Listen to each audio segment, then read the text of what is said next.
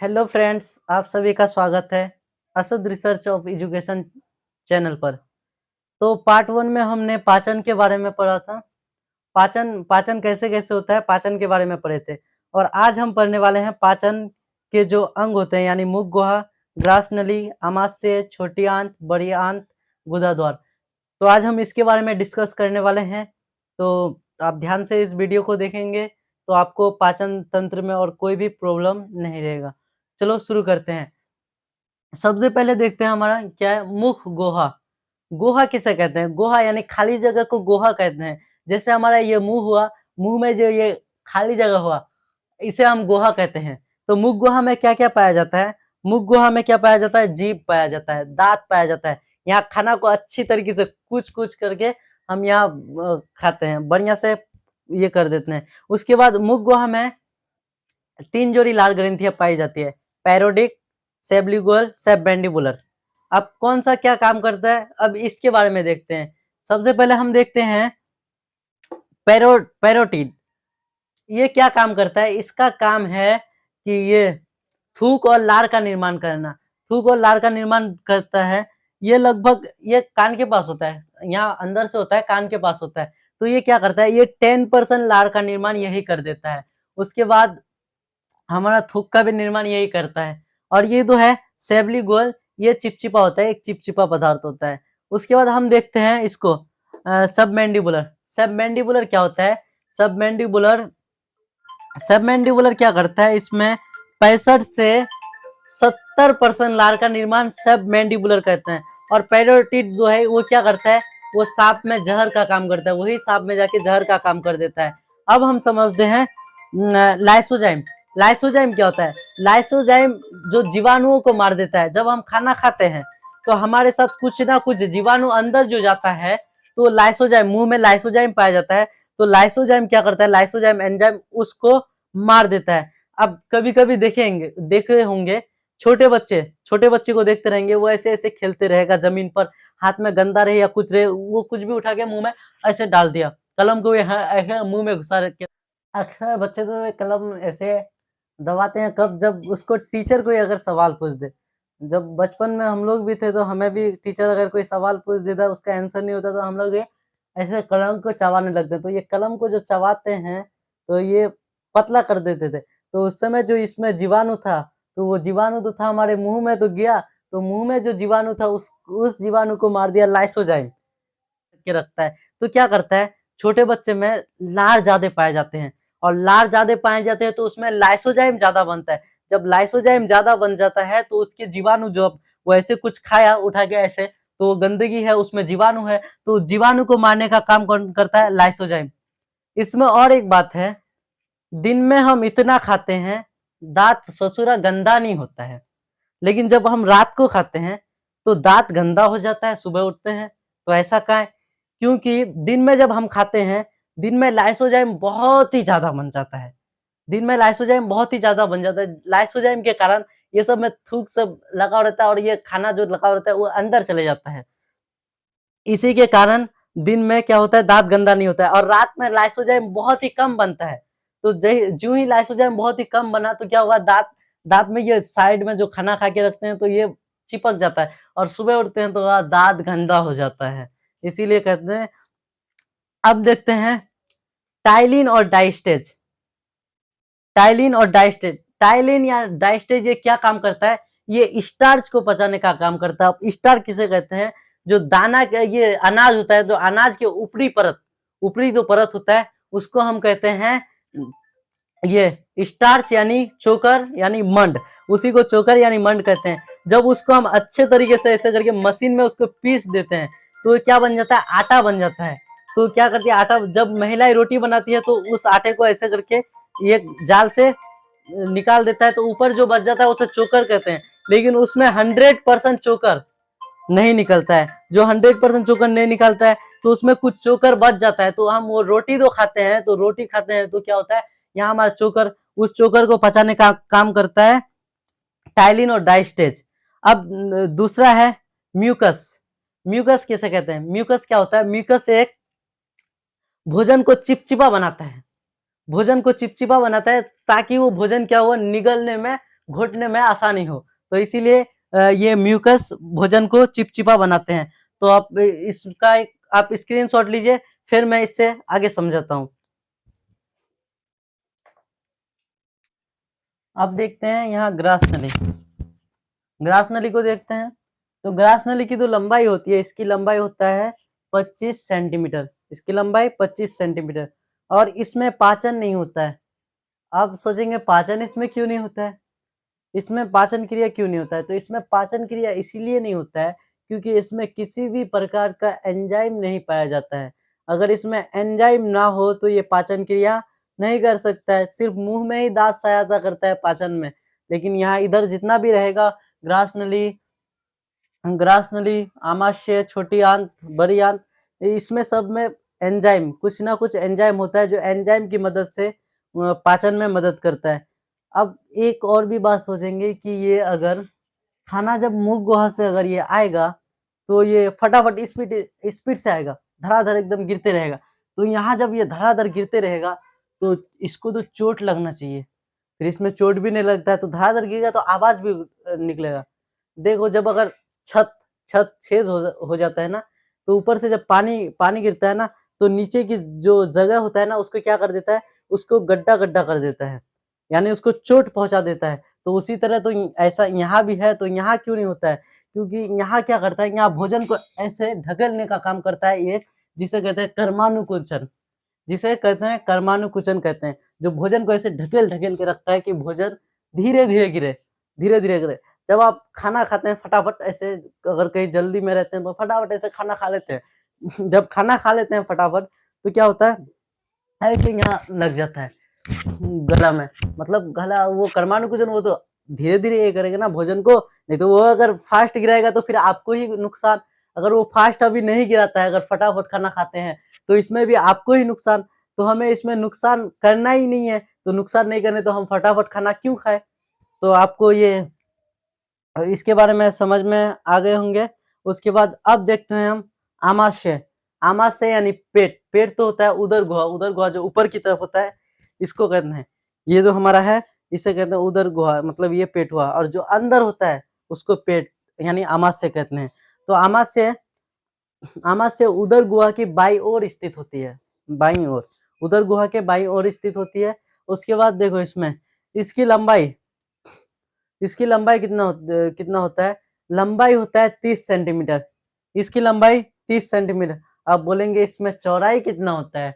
तो चौड़ाई, चौड़ाई ये करता है भोजन के अनुसार। अगर किसी दिन आप एकदम पेट से ज्यादा एकदम खाना खा लेंगे तो आपका पेट ऐसे हो जाता है एकदम, तो उसका चौड़ाई तो बढ़ गया। जब किसी दिन कम खाना खाते हैं तो पेट ऐसे रहता है, और नॉर्मल एकदम बराबर खाना खाएंगे तो आपका पेट एकदम सही रहेगा। तो इसमें चौड़ाई भोजन के अनुसार ये करता है।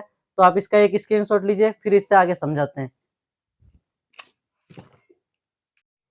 जब भोजन मुंह से यानी मुंह गुहा से बढ़िया से दांतों की सहायता से उसे अच्छे तरीके से कुछ देता है तो वो भोजन बन जाता है बोलस।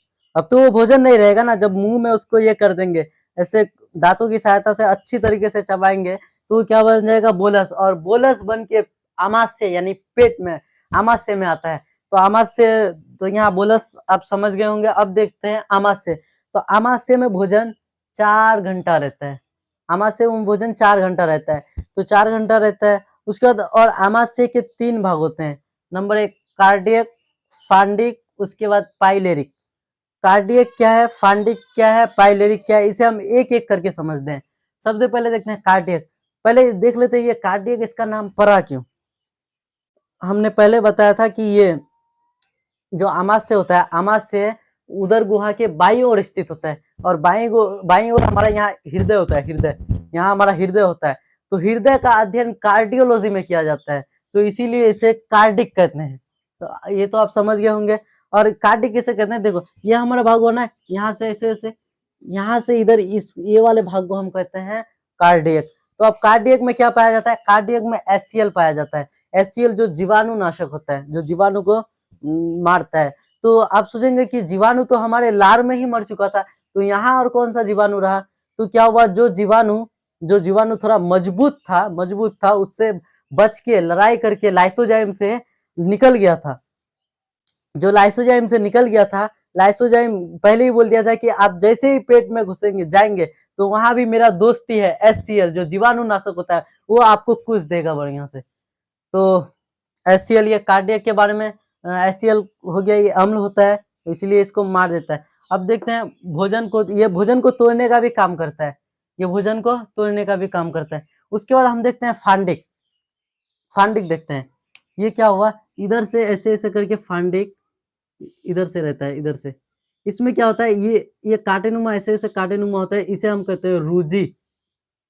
अब इन रूजी का क्या काम है, ये रूजी क्या करता है, जो भोजन आता है तो उसे रोक रोक करके रखता है, रोक रोक के, ताकि वो भोजन धीरे धीरे छोटे आंत में जाए। तो ये क्या करता है, जब हमारा पेट खाली रहता है, जब हम खाना नहीं खाते हैं, पेट खाली रहता है, तो क्या करता है, ये हमें चुभने लगता है, ऐसे दर्द होने लगता है, पेट में चुभता है, तो ये क्या करता है, रूजी चुभता भी है। उसके बाद ये भोजन को रोक के भी रखता है, और जब पेट में खाना नहीं रहता है तब जाकर ये हमें चुभने लगता है, कहते हैं कि आप पेट दर्द कर रहा है भूख की वजह से। तो अब देखते हैं पाइलेरिक। पाइलेरिक क्या होता है, पाइलेरिक में क्या पाया जाता है, जठर ग्रंथि। ग्रंथि क्या है, इसे ग्रंथि वाले चैप्टर में समझेंगे। जठर ग्रंथि पाया जाता है, तो जठर ग्रंथि जठर रस का स्राव करती है, जठर रस का स्राव करती है। उसके बाद जठर रस जो है, ये जठर रस, ये रेनिन और पेप्सिन से मिलकर बना है, रेनिन और पेप्सिन से मिलकर बना है। रेनिन क्या करता है, रेनिन रेनिन जो है ये क्या करता है, दूध को दही में बदल देता है, दही, दूध को ये दही में बदल देता है। तो दूध को ये दही में जो बदलता है, छोटे बच्चे में रेनिन ज्यादा पाए जाते हैं। जैसे ही छोटे बच्चे को पिलाते हैं दूध, और वो जो जब उल्टी करता है निकाल देता है, वो क्या दही के रूप में निकल जाता है। तो इसीलिए छोटे बच्चे में रेनिन ज्यादा पाया जाता है। अब हम देखते हैं ये पेप्टोन। पेप्टोन क्या करता है, पेप्टोन मुंह में किसका पाचन हुआ था, मुंह में कार्बोहाइड्रेट का पाचन हुआ था। अब यहाँ प्रोटीन का पाचन यहाँ शुरू हो गया, प्रोटीन का पाचन पेट से शुरू होता है। तो प्रोटीन ये क्या करता है, पेप्सिन, पेप्सिन क्या करता है, प्रोटीन को पेप्टोन में बदल देता है। पेप्सिन यहाँ रहता है हमारा, पेप्सिन रहता है, पेप्सिन क्या करता है, इसको प्रोटीन प्रोटीन को पेप्टोन में बदल देता है। अब एक बात और भी है, आप ये भी सोचेंगे, जब ये HCl इतना खतरनाक है तो इसको ये क्यों नहीं ये करता है, यहाँ की जो चमड़ा है इसको ये HCl यानी हाइड्रोक्लोरिक अम्ल, तो यहाँ जो है, यहाँ इसको क्यों ये नाश नहीं करता है अपने आप को। तो इसके इसीलिए नाश नहीं करता है क्योंकि यहाँ म्यूकस है, यानी सलेस्मा, सलेस्मा, ये क्या बना है, सलेस्मा का बना होता है, म्यूकोसा जिसे कहते हैं सलेस्मा। तो सलेस्मा से बना होता है, ये क्या होता है, ये अपने आप में क्या होता है, ये अपने आप में क्षार होता है, क्षार। जब अम्ल और क्षार, अम्ल और क्षार, देखो अम्ल प्लस क्षार, ये क्या बन जाता है, उदासीन बन जाता है। एसिडिटी, एसिडिटी क्या होता है, जब एसिडिटी होता है तो क्या एसिडिटी कैसे होता है, जब हम खाना खाते हैं, एकदम दबा के खाना, बहुत सारी चीज खा लेते हैं, पार्टी में गए, जैसे कुछ भी खा लिया पार्टी में, खाना, उसके बाद बर्गर पिज्जा जो भी हुआ सब खा लिए, तो क्या होगा, सब जब खा लिए तो क्या हुआ, ये जितना ज्यादा खाएंगे तो ये HCl है, HCl उतना ही ज्यादा मिल के आ जाएगा हमारा इसमें पेट में। तो अब पेट में आ जाएगा तो वो बहुत ही ज्यादा होगा HCl। तो क्या करेंगे, तो क्या करेगा, ऐसे उसको उल्टी जब करते हैं, उल्टी करते हैं तो नाक मुंह जलन होने लगता है। क्यों होने लगता है, क्योंकि ये HCl भी उसके साथ मिलके जाता है। तो HCl जब जाता है तो उल्टी करते हैं तो नाक मुख में जलन होने लगता है, एसिडिटी। उसके बाद अब देखते हैं हम, यहाँ जो भोजन है, यहाँ भोजन क्या बनता है, भोजन तो ऊपर जो मुंह में ये किया था वहां बन गया हमारा बोलस। अब यहाँ तो आ गया भोजन पेट में, यानी आमाशय में, यहाँ भोजन बन गया काइम। तो काइम के रूप में भोजन उसके बाद आ जाता है छोटी आंत में। अब ये भी है कि जब हम ये एनो खाते हैं, ई एनो एनो, जब एनो खाते हैं तो क्या होता है, हमें तुरंत 5 सेकंड में आराम मिल जाता है। तो ऐसा क्यों, इस कारण को समझते हैं। देखो क्या होता है, हमारे यहाँ HCl पाया जाता है, जब हम इनो को खाते हैं, इनो में क्या पाया जाता है, क्षार, क्षार पाया जाता है। हम पहले ही बता चुके हैं कि जब अम्ल और क्षार अभिक्रिया करेगा तो न्यूट्रॉन यानी उदासीन बना देगा। तो अब देखो HCl, HCl हो गया ये हमारा, उसके बाद ये हो गया हमारा ये इनो, इनो हो गया। उसके बाद क्या हो, इनो में यहाँ मैग्नीशियम ऑक्साइड यानी मैग्नीशिया मिल्क पाया जाता है, मैग्नीशिया मिल्क। तो ये मैग्नीशिया मिल्क जब HCl, ये हो गया हमारा अम्ल, HCl हो गया अम्ल, ये हमारा हो गया अम्ल, ये हो गया क्षार, क्षार। ये क्या करेगा, ये जब ये करेगा तो यहाँ निर्माण कर देगा हमारा जाके यहाँ उदासीन,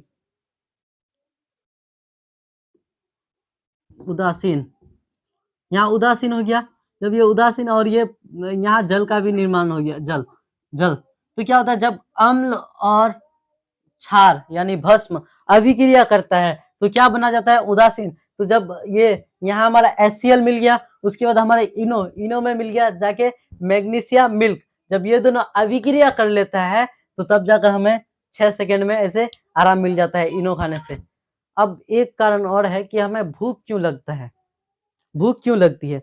तो भूख हमें इसीलिए लगता है क्योंकि हमारे आमाशय जब खाली रहता है, खाली रहता है तो क्या होता है, आमाशय में इंट्रोसेप्टरस, इंट्रोसेप्टर्स क्या पाया जाता है, इंट्रोसेप्टर 4 घंटे तक अगर वो खाली रह गया तो उसमें एक इंट्रोसेप्टर्स ग्रंथि पाया जाता है। वह ग्रंथि इस संवेदना को ले जाके यहाँ से देता है मस्तिष्क, मस्तिष्क के हाइपोथैलेमस को, और हाइपोथैलेमस भूख का केंद्र होता है। और एक कारण और भी है, जब रुधिर में, रुधिर यानी खून में ग्लूकोज की कमी आ जाती है तो ग्लूकोज की कमी के कारण हमें भूख लगने लगता है। तो आप इसका एक स्क्रीनशॉट लीजिए, फिर इससे आगे समझ। तो आज के लिए यहीं तक, फिर मिलते हैं नेक्स्ट वीडियो में। और जो बच के रह गया है छोटी आंत, बड़ी आंत, गुदादौर, वो हम पार्ट 3 में पढ़ेंगे। तो आज के लिए यहीं तक। अगर आपको ये वीडियो पसंद आए तो like, share and subscribe, share भी कर दीजिएगा क्योंकि दूसरे बच्चे भी इससे शिक्षा हासिल कर सके। तो फिर मिलते हैं नेक्स्ट वीडियो में। जय हिंद।